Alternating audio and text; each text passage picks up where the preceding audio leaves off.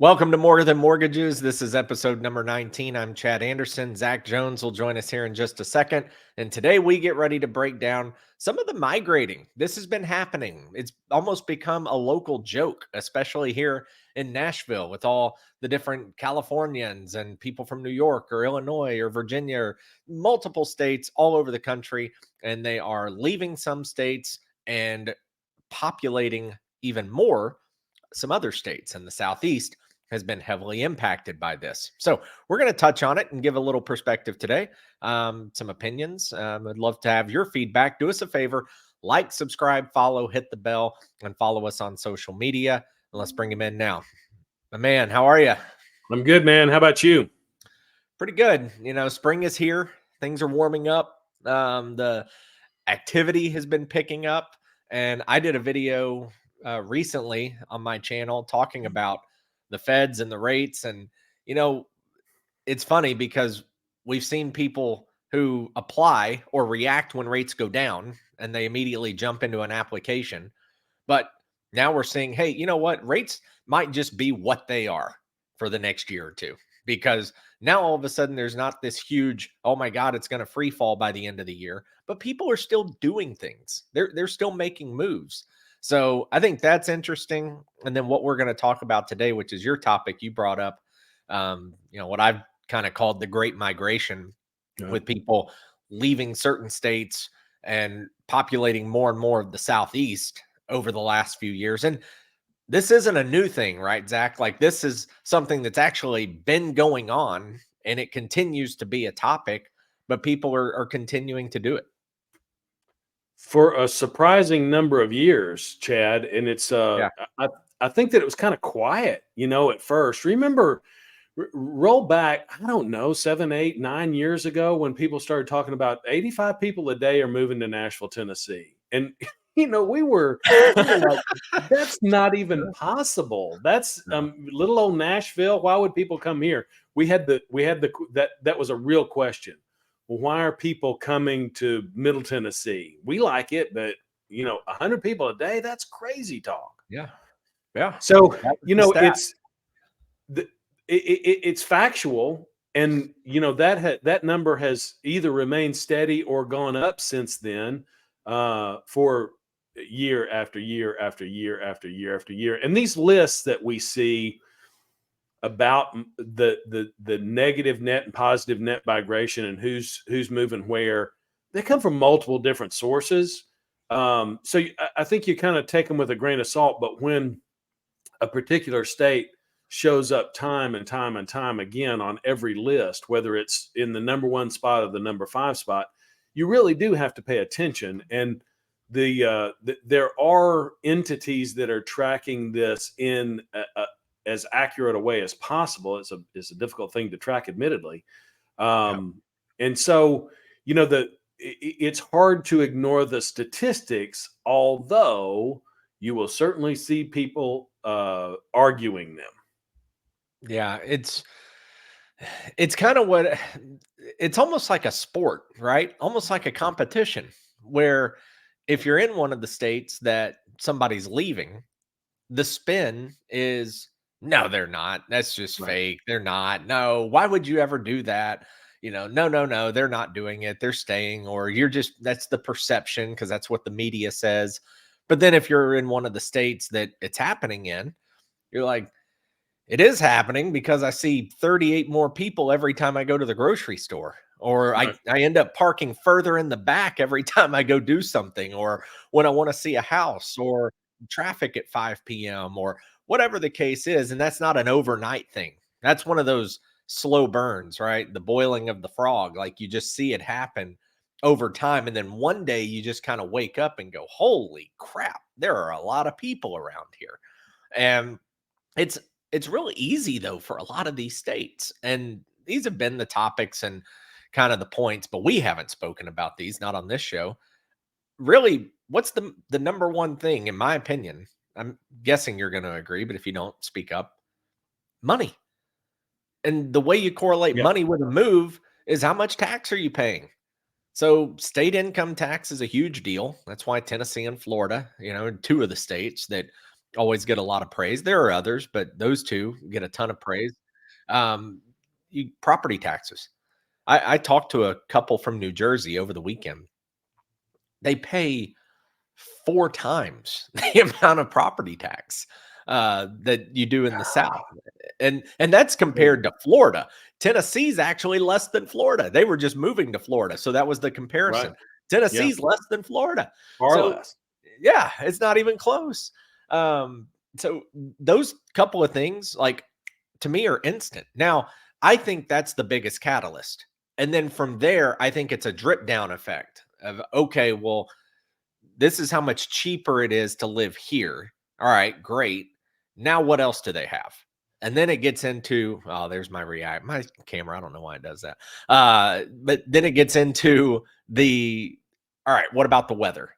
Okay, what about traffic and congestion? What else do you have to do there? What forms of entertainment are around? What can you go to the beach? Can you go to a ball game? Can you go to a concert? Are there like cool little small town neighborhood feel locations for you to go hang out, Right. different attractions? But to me, it all starts with money. What about you? Well, yeah, and I think it's interesting how far money reaches into these reasons because the first thing that I want to say about this in the whys Mhm. is that we've got to caution ourselves that away from doing the cheap and easy and lazy response to that question, which is, oh, it's a red state or a blue state, or if it's, conservative or liberal, or those are lazy answers to a complex question. But if you dig into it a little bit, you can see that money, that might sound lazy, but when you dig into it a little bit, there's some substance there because you've got property taxes, which is a big driver when people are just looking at how much is it going to cost to live there. What's my mortgage payment? where's my mortgage payment going to land? And that's the one Yeah, that's our front line, right? yeah, But then you've also got state income taxes, which can be substantial. If you talk about a move to a state with a comparable, you're making a comparable salary, or maybe you're working remote and you're making exactly the same salary, and you can either give yourself a 10% or a 12% raise, or strip 10 or 12% off of your income, off the top, off of your gross. yeah. That's a huge change in income. And so, you've got not only the property taxes, but you've also got the state income taxes. And then you've got cost of living, where, if you're used to going out and having a glass of wine with dinner, and in one market it's $7.50, and in another market it's 24, that makes a huge difference in how often you go out and enjoy yourself in a restaurant. And so all of those things kind of come together. The commute, gas prices. I mean, it's all, and then that doesn't even speak to the economic opportunity afforded by a vital, vibrant job market.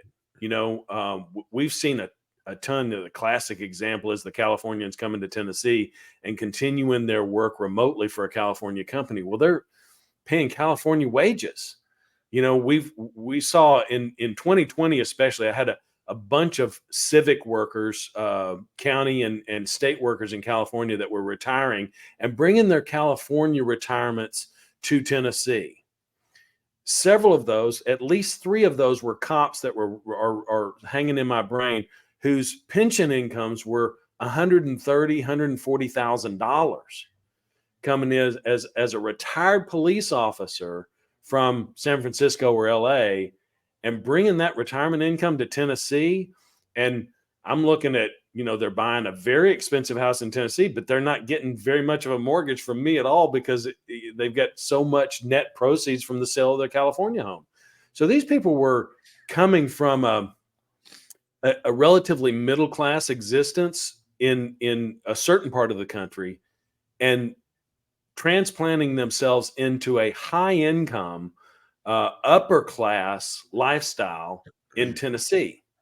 Yep. It's hard to argue, man. And that doesn't have anything to do with anything other than the move from one geographic area to the next. Yeah. What where do you see the end game with this though? Like at some point, right? This is what's called a disruption. And Right. this is what's happening because you can think of it economically as capitalism in a way. And I use Netflix and Blockbuster all the time. Well, okay, Yeah. Netflix disrupted Blockbuster. It had this option that looked better to enough consumers that Blockbuster felt the pain and ended up going bankrupt. I don't There used to be one Blockbuster open. I don't think it is anymore. Maybe in like Alaska or something. And so that was Mhm. it. Like Netflix ran them out of town. Yeah. So from it, obviously it takes a lot more people to make a state feel enough of the pinch, but it can't be denied. Like if you're one of those states, whether it's a slow bleed today or not, eventually the slow bleed becomes, hemorrhaging and death. So how do you fix it? Because at some point you do have to look up and go, man, if we lost this many citizens of our state who are now not paying state taxes or property taxes or sales tax or anything else that contributes to what that state believes. Like that's just something I've never heard anybody answer. I don't know if you have ideas or have heard something for it or not, but it just makes me think, like, we talk about this all the time. They're leaving this state, they're leaving this state, they're leaving this state. Okay. Well, that state has to look at itself as almost like a business, right? Like you still have to Mhm. look at it as, how do we bring money in for the state to fund programs, to pay for infrastructure, to pay for government, to do all these different things. And at some point you do have to figure it out or come up with some sort of a solution. Well, I think that the answer to that question comes in the form of demographics and scale. It's really hard to it's hard to get your mind around. At least it is for me. How many darn people there are, and it's Yeah. you can go into a negative net loss in your migration numbers, but that's there's still a lot of people there that are breeding other people. And Sure. so your population may be growing in spite of the fact that you've got more people leaving than coming into the state. I don't think that those migration numbers count births. So that's one of those factors. And then you also have to kind of understand But real quick, to hit on that, wouldn't that even make it worse though? Because the people who are still there now need to make more money to pay for the births because those people can't work. So but they're not doing anything for the economy. well, but you're constantly feeding that machine, so there Oh, are you are. people that are coming into the earning potential that you can tax. That tax base is maturing all the time. True. So it really is a question, and you're also coming at that question assumes that people are doing accounting the way a business would do accounting. And so I think what we've all kind of concluded about government is that they don't do accounting the same way. And so there could be losses and Nobody knows deficits. how they do it. Well, Right. they're certainly not running it according to a stockholders accounting kind of system. There's negative debt and losses and budget overruns, and it doesn't ever seem to matter because there's always bailouts and there's printing more money and there's borrowing more money at a massive scale, and so those things Right. don't kind of show up. But I think that more so, we get down to the individual level. I had this interaction with this guy on a recent post that I did about this negative net migration. And in my list that I had pulled from some source, people are leaving California as the number one state that people are leaving right now. The number one state that people are moving to is Texas. Then you've got Florida, North Carolina, South Carolina, Georgia, Tennessee. And then you've got Nevada and Maine as an outlier. I mean, that's Maine. Maine Why is are a people very big moving to outlier, huh? Maine? That's crazy. And Delaware is a huge outlier in that list. But this guy started arguing with me in this post, in this correspondence, that California wasn't losing people. And I replied in my first reply that I believed that based on the numbers that I saw, California had a negative net migration for at least the last 11 years. That was the number that hung in my brain from the last time that I really looked at these numbers, and that would have been 6 months ago, probably. Well, he started arguing that was a false narrative, and that I didn't know what I was talking about, and so I Googled it, and the very first result that I came up in my Google search was from California.gov, from the Department of Finance at California, said that the negative net migration had been actually happening in California for over 20 years now, that they had lost more people than had moved into that state for over 20 years by their own statistics on the California government website. So, your perspective as a going back to what you say, if you're from one of these negative migration states, you say, well, that's not possible because my club, I belong to this club and we love it Yeah. here. And this club, because I belong to it, is the best club. And it you get some blinders on. It's like your favorite team. You don't see the faults of your own tribe, and it blinds you to the realities that are operating on a more massive scale. And we see, golly, Chad, getting back to this idea is, doesn't that state wake up? One would think they would have to, because in Middle Tennessee, if you want to have a complaint, we're lamenting, hey, where's our government leaders waking up about whatever it is, the issue that you think is going to solve some of this? Are we staying up with crime, the increased crime that comes with increased population? Are we doing anything about public transportation? Nashville is not a public transportation friendly city, and I don't think it ever will be, man. We're like that ship has left the harbor. We've That got one's to hard. figure Yeah. we just got to figure out how to deal with it in a different way. And so, you do see this expansion into the more rural counties, and more suburb type living, and more kind of disintegrated town centers, like you were talking about going down to Spring Hill. Golly, who would have thought that all of that would have happened in Spring Hill, Tennessee? But I got a call from somebody in Chicago last week, said, what do you think about Spring Hill? I think about going down there. This is the guy that I met in Florida in 2020, called me and said, we're thinking about moving to Spring Hill. We got to get out of Chicago, so. It's funny. I right before we started this recording, I hung up with two guys, they're brothers, who one relocated here from Boston. One has relocated here from South Africa, and they are looking currently. One lives in Thompson Station, one lives in Spring Hill. One of them works in Columbia, and they're talking about buying a giant house for both of their families in Lewisburg. So In Lewisburg, which is not familiar with Nashville, it's another 10 miles south of Columbia. So, but they can get a steal of a deal on a giant house in Lewisburg. So this is lifestyle, right? Driving. It is. The And also, money is too, the driver. it is more about, especially too, people are moving, I think, further and further out of town, because I've been here 14 years now.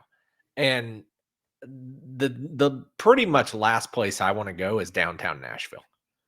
It's extremely rare that I want to go to downtown Nashville. And people kind of treat it. This is another thing I've noticed. People kind of look at it and treat it in two ways. Like, oh, well, if I'm only going to go there a couple of times a month, maybe do an event or a concert or something, I don't care that I have to drive 50 minutes to go there, Right. yeah, as Right. a once or twice kind of thing. The other is where these people are coming from. You could sit on the 805 or the 405 or the 5 or any of those things that you got out there in California, and you could sit there and it take 2 hours to go 10 miles. Mm-hmm. And so going further out and getting a better deal and having a 45-minute commute is absolutely nothing to a lot of people who move here. And so while we may not have the public transit, we also don't have the 2-hour interstate jams that other places have, where public transit is 100% necessary. Otherwise, it would be insurmountable to try to overcome your work day and your work commute every single day. Right. Right. So I think to your point, probably money is the biggest driver, and you could Usually it is. pull a lot of things out of that, but it's all going to come back to personal income and the lifestyle, the cost of living, what do I get for my money? Basically, is there any money left over, and what do I get for it? So then you've got education, which ties into money because you might have to go private education versus public education. You probably got crime is a big factor. It's one of those things. Crime is one of those things that when you don't have a bad crime problem, it's kind of like being well. You don't really miss, being well versus being sick. You don't really appreciate being well until you're a little bit sick. And crime is the same way. You don't really appreciate a low crime rate until somebody bashes your window in to grab something out of the console of your car, and then you're like, golly, I wish I lived somewhere where it was safer. So I know we need to probably wind up here, but I want to hit the list that I published the other day. Yeah, let's do it. The top 10 states that people are moving away from: California, New York, Illinois, Pennsylvania, Massachusetts, Washington State, Colorado, Indiana, Michigan, and Wisconsin. There's some surprises on that list. It's interesting, right? Yeah, Indiana and Colorado are surprises. Yeah. Because Colorado is just gorgeous. Unbelievable, right? Yeah, it's a beautiful place. I know they have state tax, but I don't think it's like unreasonable. I think there's some social problems that are coming along with things. I had a Colorado couple who literally sold a ranch in Colorado to move to Tennessee, and they talked about how difficult things had become with social problems and crime in Colorado, and even in rural Colorado. So it was that's interesting. Like Massachusetts, Pennsylvania, easy. New York, easy. Those are tax problems. It's just insane, the taxes and the property taxes that you pay. Surprised New Jersey wasn't on that list. Opportunities and jobs, those are a couple of things too. Washington, I would say more climate. I bet more. I'm sure that they have some sort of a tax, but climate has to play into it when it's that dreary. Like, I've been to Washington twice. And while it can be beautiful, it's also extremely dreary for much of the year. So, well, you think about those how unbelievably expensive it is to live in Seattle. Yeah. I mean, it just blows my mind. It's people top talk about Seattle is top 5. Yeah, people talk about California all the time, but God, Seattle just blows your mind. And they can't build anything else the way Seattle is geographically contained. Right. I mean, it's surrounded by water. So let me hit you with the top 10 places that people are moving to. Okay. Number 1, what do you think number 1 is? Oh, you said it earlier, Texas. Texas continues to top the list. I would have guessed Florida, except I guess Texas has more room. Maybe Texas has more big cities than Florida. So maybe that's the case. And it's more central to the United States. So whereas Florida, you're way, way down there. As far away from a lot of areas as you can be. It's hard to get to the rest of the country. So Texas is a little more centralized. Well, I saw from an affordability standpoint too. I'm not talking about Austin because Austin is crazy high, but one of these little reels that says, what does $299,000 get you in, wide spot Texas, and it was like a $570,000 house, in out 5 counties out from Nashville. So it was this really nice home on a nice piece of land. Now it was, it was the West Texas plains, man. You'd be struggling to get a tree to live out there, but the houses were beautiful. So, that's one of the things. So number 1 is Texas. Number 2 is Florida. 3 and 4 are North Carolina and South Carolina. Very interesting. Georgia still remains a draw. Tennessee is number 6. Nevada is Nevada and Arizona is not on this list, which was interesting to me, but I think Nevada and Arizona have really caught a lot of that California migration. People not wanting to move too far east. They can get into a western state that has a little bit friendlier atmosphere for them. Then you've got Maine and Delaware at 8 and 9. And number 10 is Idaho. Idaho's a sleeper. it has been picking up people. Probably for the last 5 years, it's been on the top 10 list. So if I'm going to make a prediction, Chad, I'm going to say that next year you're going to see Alabama on that list, on the list of destination states. People say, I don't know what I want to do living in Alabama. Well, you haven't looked at Alabama lately. And I'm wondering what's going to happen with Arkansas. I've got my eyes on Arkansas. Well, they're trying to flood people into Bentonville up there with Wally World, man. Yeah. Like they're trying to make Fayetteville area where Arkansas's campus is, the university. They're trying to make Bentonville and Fayetteville and that whole corridor up there in the Ozarks and northwest corner. Yeah. They're trying to make that, you know, if you watch the show, the drug cartel got flushed out of there. They're gone. Right, so it's all cleaned up. The lake up there is cleaned up, and it's ready for mom and pop and family and retirees. Yeah, you know, you don't have to worry about Marty Bird or anything up there. But they're trying to make that. That's one of those areas where they would pay you to come live there. Right. So the retirees are flocking there, and that retiree money is going to bring everybody else. So, and there's some things that are going on that are pretty friendly about their policy changes too. So you got affordability, you got low crime. If they can address education, they got something going on, you know, and a little infrastructure, a little, you know, quality of life stuff. Yeah. Maybe a sleeper on the list. We'll see. This is an interesting topic. And, you know, 6 months or a year from now, I'm curious to see, you know, we go back and watch this episode, what it will look like, you know, and what our opinions will be at that point, because so much will change economically with inflation, with interest rates.